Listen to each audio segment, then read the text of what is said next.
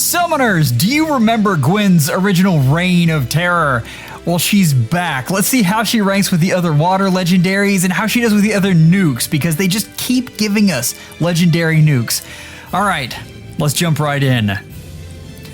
The art looks fantastic. They've really been knocking it out of the park with the art lately. I love this. This is fantastic.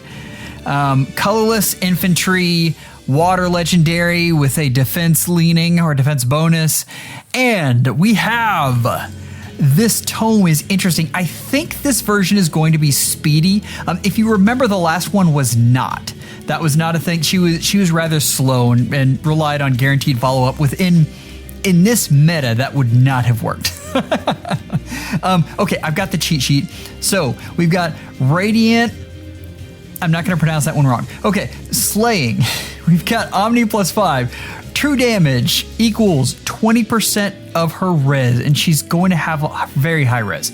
True defense equals 20% of res, which is that's really interesting. We've talked over and over again how good flat damage reduction is, and I think this unit, yeah.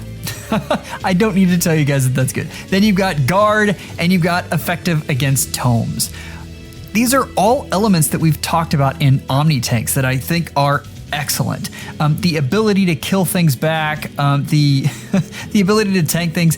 I'm curious how that works. Right now I've got her in a nuke, but we'll talk about that. Then we've got Burns New Way. So we've got 7 HP that it heals within 3 spaces to units, which is a really wide range. You got an Omni +5, which is a total of 10 stats. I had to reread that a couple times. That is a ton of... Omni +10 is a lot. That is 40 extra stats she's getting from her preference weapons. We've got special cooldown, and we've got restore 7 HP after combat. All of this is really neat stuff. I like this. We go on, though. Let's go back to the skills. Speed res finish 4 is really good. I don't know if that's... I guess with her other stuff, that is exactly what you want, because you want the extra res. Null C Disrupt 4. We knew this was coming. We knew it. This is attack speed -4 on foe, which is exactly what you wanted. You needed some sort of speed here. And neutralizes effects that prevent units counterattack. Okay, I'm celebrating and not celebrating because I use Elise and Maria a ton, and I'm sad that this is now in the world and is going to make my defenses much worse. But I also love Omni tanks, and this is so good on them. So I'm torn. But overall, for now, we'll say this is really good. It also reduces damage from foes' first attack by 30%. Now, let's compare that to something like Close Call 4. Any of the Dodge 4 skills, really. The Phantom Speed and the possible 50% damage reduction is very, very good. I don't know what to tell you there. It is definitely a sacrifice, but I think this is currently the best B skill for Omni tanks, period. Unless your name is Lucia. There are just so many counter-disrupt units running around. Veronica, Hinoka, Elise, Maria. Not to mention all of the stand-ins, all of the usual suspects like Joshua with lethality. With the new physical no follow-up skill, he's now very good again. Summoners, there are so many things that you have to account for. This skill helps fix that. And I mean, what do I say? This is an amazing skill. This is probably a bigger impact to the meta than Gwen will be. Which is not to say anything bad about Gwen. I think she's a very good unit. I think she will be a lot of fun. I really want to see her. I've got her as a nuke. I think she will kill things very well. I wonder how she does with close counter. And I wonder if this means that we're about to get a close counter seal. We've been talking about this for months, ever since the distant counter D skill, looking at other things. I don't believe anytime soon they're going to give us any more distant counter skills. But close counter would elevate a lot of these units in a number of different ways. Look at this one. This one would now become a possible Omni tank for you depending on the defense, which we'll see when the unit stats come out. But there are other implications there to scoring, where that would also elevate this unit from a scoring standpoint. I'm not saying that's going to happen. I'm saying it is a possibility and something you might want to look for. Again, right now, this unit looks like more of a role as a nuke, and in that role as a nuke, Null Sea Disrupt doesn't do as much as you'd like. I just don't see this unit being able to tank all of the amazing units right now that are melee. And I'm talking about melee ranged units here. Even imagine throwing this unit in light season, and this unit would have to tank Embla, and I don't see that happening. Now, again though, this is we've seen how good flat damage reduction is. So maybe I'm overlooking this unit, and this unit is the next Omni tank. I'm giving you the possible scenarios here. We'll know more when the stats come out. This is a lot of damage reduction though. The true damage reduction, and then you've got the Null Sea Disrupt. It would be nice if you had some sort of Vital Astra type skill, but you can't inherit that on tomes. All right, I think I've talked enough. Let's go over the stats here and just look at summoning and how this is going to work. So this is all the units that are going to be on this banner. Red is really good, and I think depending on your priorities, red or colorless is the better share here. And the only thing I don't like about red is that it shares with 2 wind legendaries. And if this was a wind legendary in some other color, I think this would be amazing. For instance, if Hinoka was on this banner, this would immediately skyrocket this unit to this color to number 1 and above. I mean, but as is, the value of Asker, Femortis, and Gwyn together, even if you don't like Gwyn, the fodder is really good. Next up, we have green, and I'm a Sather fan, or a Hather fan rather.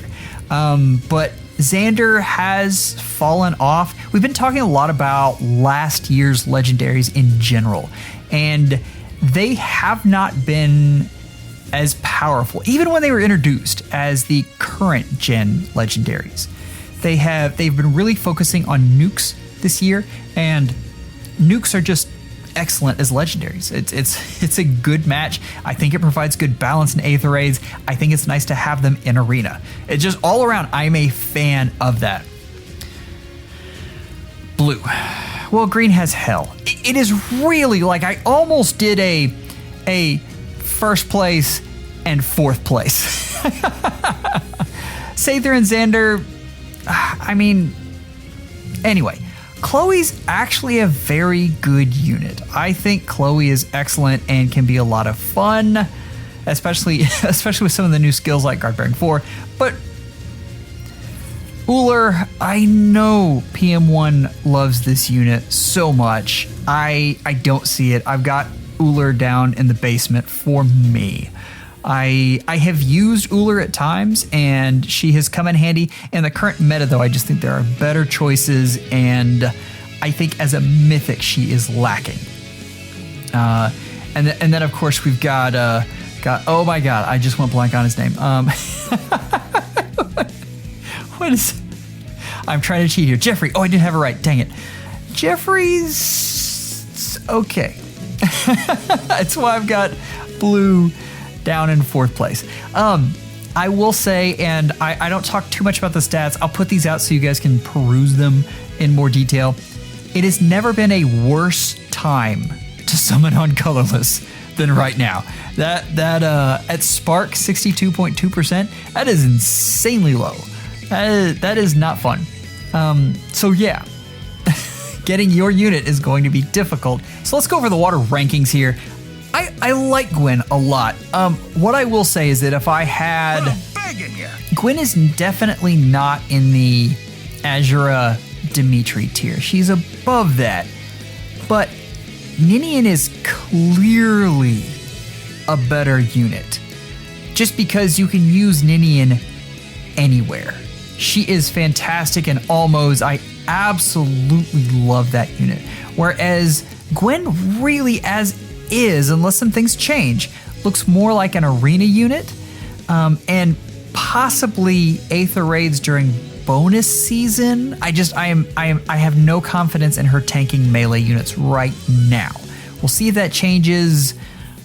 Yeah. As far as tier 1 goes, we went back and forth on this. So Dimitri and Azura, the reason they're in tier 1 right now is because of skill inheritance. We've talked about the dancers.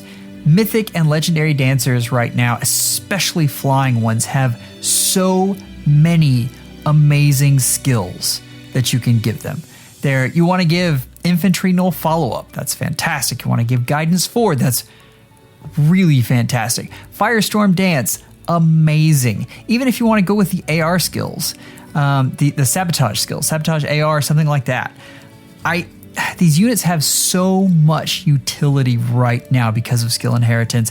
I almost put Azura over Dimitri, but I still think Dimitri, with all of the skills that he can inherit right now, he is over Azura. It's just not by much. Tier 2, I've got Leaf over Chrom. I think Chrom has better utility, but we've talked about it before. Leaf is so unique in the fact that he can have that Gale Force. It's hard not to put him at the top of that tier. I don't know what to do with Byleth. And if you've got a Byleth and you think he should be higher, I would love to know it down in the comments. I have struggled with this unit because skill inheritance has come along and made him better. It's just the thing that made him special has been almost completely negated. That drive null follow-up. I mean, we have so many ways to get null follow-up, and we now have ways to take it away in regards to undefended and feud. So the value of that unit has definitely dropped. I still like Byleth a lot. He's tier 2. I'm higher on Sita than most people. I like the unit a lot, but she does lack killing power, and that is tough on a Vantage unit. So we'll see what they end up doing with her in the long run. I know her refine isn't till a ways out, but as far as tier 3 goes, summoners, these units are tough, and you could probably rearrange these to any way you want. The only reason I have Fjorm on top of this is because she does come up as a bonus unit in Aether raids, which gives her extra stats. And so that gives her one more way you can use her, whereas Erica has everything you can possibly need in a Gale Force unit except killing power. And her killing power is terrible right now. We'll see if we get something to change that, but right now she's just not cutting it. And I mean, Ryoma had his time in the sun for a hot second and is just not very useful right now. So that's our water season. Let's talk a little bit about this. This is interesting. Now, we've talked about this. There's a possibility that we could see Gwen move over into the Omni Tank section, and I think that's interesting and fun. Right now, I've got her in the ranged nukes. I think in a Catria ball, she could perform very well, and we've seen the value of having nukes with meat on them. Nukes that can survive and take a hit. It's a new trend, and I like it a lot. It is pretty spectacular, and I think Gwen falls in that. Understand that in this nuke category, that means you're swapping out that B skill to something else.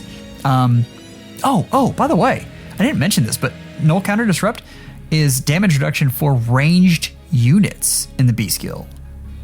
That's something. So anyway, on to the reason if we took a snapshot right now, I would have Elise over Gwen. The thing that I am predicting, and this may or may not happen, I am predicting we're going to see more null counter disrupt, and the null counter disrupt on Gwyn, that null counter NCD4 really knocks down Elise's value. Like, this may not be the end of Elise's fall, which is sad because I love my Elise. She is my savior on defense, and I don't want to think about a time when she is not good. But that is, so understand this, a little bit of projection on my part.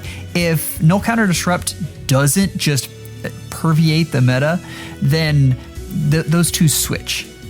But I like Gwyn a lot as a nuke. I remember the 20% true damage from Res is very good, and you're also getting true damage from the finish skill. If you can proc Iceberg, this unit is going to hit really, really hard. So yeah, Summoners, this is an interesting one. I like the unit a lot. Let me know in the comments if you're summoning or what color you're summoning on. Take care and schedule an appointment with your fail just real soon.